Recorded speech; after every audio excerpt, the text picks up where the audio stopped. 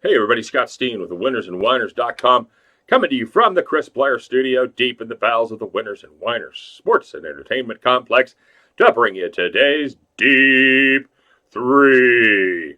As always, don't forget to give us the old thumbs up. Don't forget to subscribe if you haven't done so already. And of course, let us know what you're playing. Are you tailing? Are you fading? Are you on some other teams here tonight? I'm kind of curious. We got baseball going on. We got, of course, the NCAA and NBA as well. So let me know what you're riding, and maybe you're out there playing some hockey. Maybe playing some first period overs. Maybe you're playing some European soccer. Let us know. And if you hit them, of course, we will reward you richly with the shout outs. Don't forget to stop by winnersandwhiners.com, statsalt.com for deep dives into every contest going on in America, not just today, but every day, every single day in America. We're writing about sports and betting and how to do it. I think I'm going to start calling this show "Sharp Thoughts from a Fuzzy Video." I am absolutely digging the video comments. It's going to be a shame when we get this fixed here in a couple of days because it's going to take away a lot of my laughs during the day. As always, thanks for being patient, guys. Yeah, I know the video sucks. Yeah, we're working on it. I got a new camera. We've reinstalled the software, but it's we're still struggling with it. So stay tuned. We're changing everything out here in just a few days, and everything should be back to normal. And in fact, should be even better than normal. So again, thanks for your patience, and just try to focus on the picks and not this. Okay. All right. Quick recap for today. We went 1-1 on the Deep 3. We had the Texas Rangers, and that did not go well. Mike Minor was slightly below average, and then they brought in the bullpen with a couple guys on after Mike Minor, and the bullpen was way below average, and the Chicago Cubs ended up banging them around down there in Arlington. We also had Oregon, which was good for us, and are we going to talk about it? Are you ready yet? Have you stopped throwing shit around? Have you stopped biting your pillow? We're going to talk about that first half over in the Tennessee game. We had the first half over 68, and raise your hand if you saw we were at 67 with 2 minutes left, and figured we were pretty well locked up in that one. Not so much. Nobody made a field goal, and they went 1 for 7 from the free throw line in the last 2 minutes of the first half. And we got an absolutely brutal push. In a season where we've taken some pretty bad beats, including intentional fouls, with a 13-point lead with 20 seconds left to put us over by 2 points, or by 1 point rather. This one maybe stands alone as one of the worst beats, maybe one of the worst beats of the year. It was a bad one. So. We get the tie out of it. We kiss our sister 1-1-1. We went 3-0 on the premium side. We had the Nationals Mets first half under 3.5. Actually ended up dropping all the way to 3. We didn't care. It was Scherzer against DeGrom, and they could still be playing and not have any more than 3 runs. So we took that one home. We had the Texas Tech Red Raiders to get it done there, catching 1.5. They didn't even need it, by the way.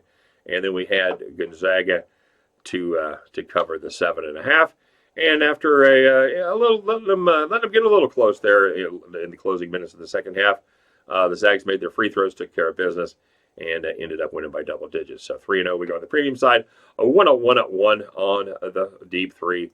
But that's what today is for, baby. We're going to fire again. Let's start with the marquee contest of the evening between the two teams that everybody's been dying to hear about. It's the Cal State-Bakersfield Roadrunners taking on the Wisconsin Green Bay Phoenix up there in Cheddarville. Wisconsin Green Bay laying the 6 points. And, this game is all games are, especially this time of year, it's all about the matchups. And this one isn't a good matchup for the Roadrunners. Bakersfield is just 242nd in the country in scoring, averaging 69.6 points per game. Meanwhile, the Phoenix, they like to put the biscuit in the basket. They're 25th in the scoring overall, with 81.5 points per game average, and an unbelievable 87.5 points per game on the friendly confines of their home floor. you know what? There's just not enough road runner defense from a squad that ranked 169th in points allowed, giving up 71.7 per game. I don't think there's enough defense here to slow down the Phoenix. In addition, Cal State Bakersfield has lost and failed to cover 7 of their last 10, while the Phoenix has gone the exact opposite direction. They have won and covered 7 of their last 10, including 7 of their last 8 games that were contested there on the home court. Give me the Wisconsin Green Bay Phoenix, rising from the ashes of a terrible regular season to continue their march through the CIT as they lay the 6 points to the Cal State Bakersfield Road Runners. I like the Phoenix right there to take care of business. All right, taking a look one more time in Major League Baseball, and in case you weren't watching yesterday's video, the first week or so on the baseball picks, unless otherwise noted, I would suggest reining it in just a little bit, maybe playing for a half unit. Taking a sprinkle. We're going to play a lot of dogs, so just kind of let's see how everybody gets established. But I know it's fun. It's early in the season.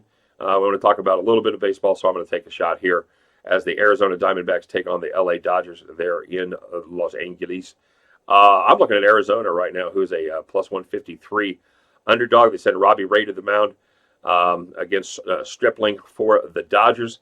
Again, this is strictly a value play as we fade a Dodgers team that's probably a little bit worn out after hitting 8 home runs on opening day. All that swinging and trotting around the bases is going to leave a team a little tuckered out. But after teeing off on right-hander Zach Greinke, they now get pretty much the polar opposite in a tough lefty in Robbie Ray, who, after suffering through an injury-filled 2018, actually looks like his old self in his late spring training outings. LA, they're not great against lefties. They hit just .240 last year against left-handers. And Stripling, after a pretty good start, he struggled late in the season after missing all of August with a lower back strain. This is a game that the Dodgers probably win 55% of the time. But when we're catching 153, that makes it a solid value play, and I like Arizona right here, getting better than 3-2 on our money. And finally, we'll finish up with an NCAA pick from the Sweet 16 as the LSU Tigers take on the Michigan State Spartans.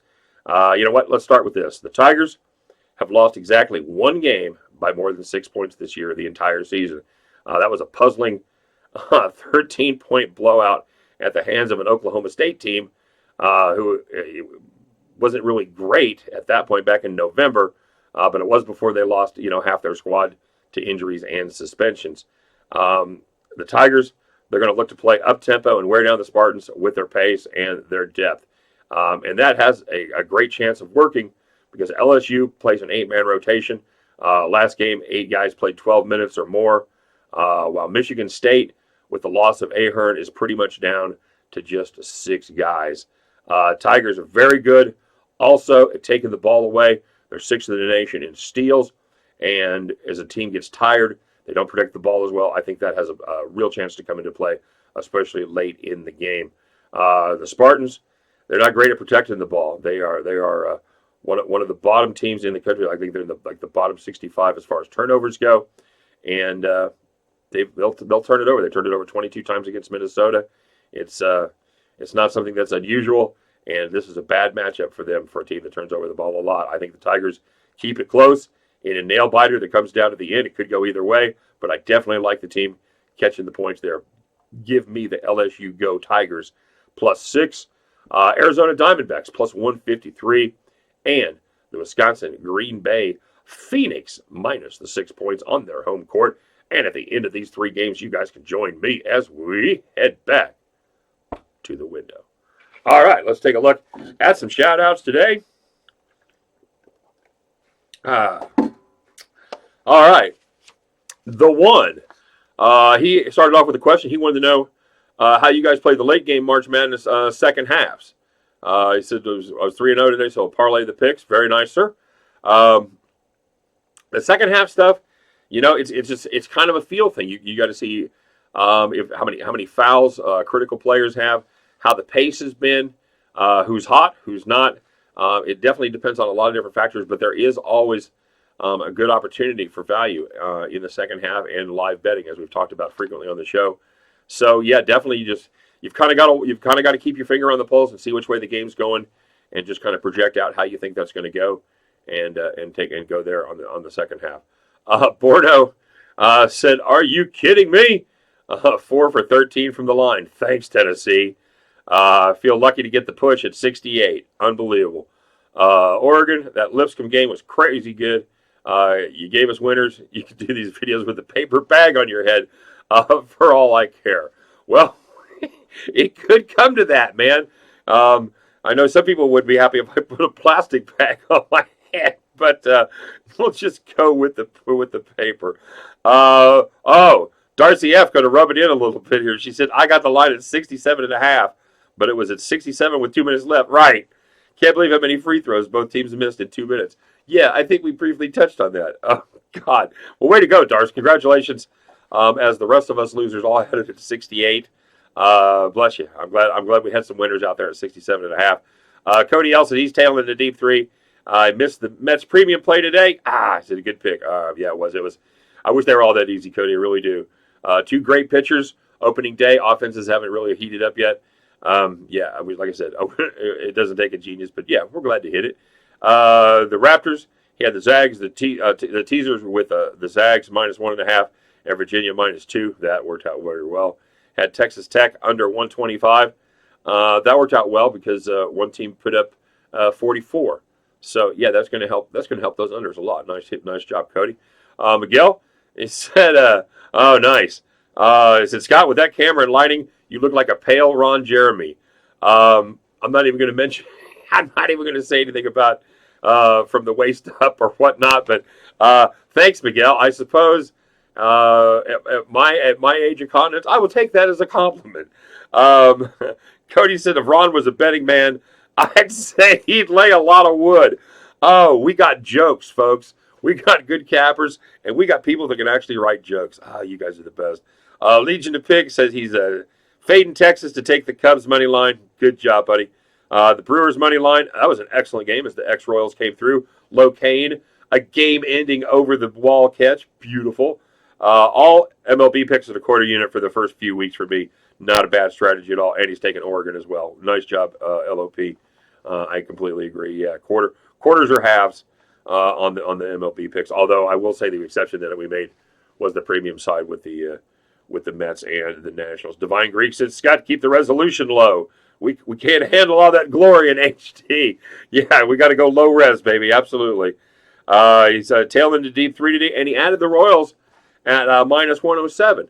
Nice job. They almost roiled it up there in the 9th inning. They had a 5-0 lead, and let's use our air quotes for our bullpen. Came in and gave up 3 runs, had 2 men on base, and of course we got an out to end the game as the Royals went 5-3. So nice pick there, Divine Greek. And he said, I asked Zeus to let us borrow some Thunder today so we can keep this week in the black. And, of course, he said yes. So that means 2 times unit on Tennessee first half. And the Ducks. Quack, quack, baby. Well, yep, got good news on one of those, bad news on the other one. And okay. Again, still not over it. You know what? Everybody gets them. We all get bad beats. I'm sure we get them on the other side, too, if they just don't readily come to mind right now. Christopher W. said he'll probably wait a week or so for the MLB, except for a little change on the DeGrom Scherzer under, absolutely, and the Verlander Snell under, and I know that one came in as well. Justin Verlander, man. You know, a couple years ago, that massive contract looked like a complete albatross around the neck of Detroit. They had Cabrera, and they had Verlander, and they had these huge contracts. You're like, God, what a bunch of idiots. Well, not only did Verlander regain his form, he just signed an extension for even more money. So, you know, Justin Verlander, good guy. Plus, again, Mr. Kate Upton. So, you know, he's aces in my book. Hoops. What a great nickname. He had Oregon. He had the Michigan Texas Tech under 126. You know what? That was a fine play. That was another very good play. When they put up 12 points in the first 10 minutes of the first half. That under was looking pretty good. The Yasud Aardvark, he had the first half under 58 and no 58 and a half. Yeah, that just snuck in there. He had Virginia under 120. Baseball, yay! Said agree with the small unit April plays. Let them sort it out a bit. Yeah, absolutely. You got to see who's throwing the ball well. You got to see what the bullpens look like. You got to see who's who is an Arizona pretender and who is who's an April contender. So yeah, that's I agree. We're just doing it to have a little fun. We're kind of like you guys say, we're letting everything kind of sort its way out. We'll start handicapping baseball real seriously here in a week or so. But for now, we're just we're taking a little shot here and there. And Felix says, I feel like it back in the 80s looking at your video. Yeah, no kidding. We send out a VHS copy to everybody. They just pop it in their Betamax. Of course, you don't talk a VHS in your Betamax, but you get the idea. I'm old. And yeah, absolutely. HD has spoiled us, everybody. No question about it. Cody remind us when you're watching the highlight film from the last century. Yeah, HD has spoiled us. Absolutely, Cody.